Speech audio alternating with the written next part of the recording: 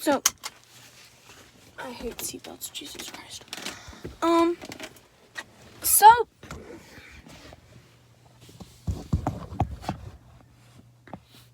okay, so I'm like super upset, right?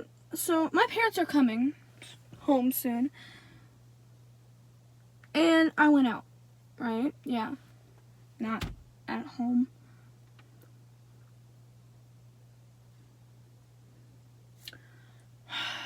They said, oh yeah, we'll be home in like 15 minutes. I am 20 minutes away from the house right now. Shit. I'm 20 minutes away from the house right now. And they're like, oh yeah, make sure the dog's ready and okay because we have to take her to the vet because she can't get up. Like, she's not able to get up by herself. And now I'm scared.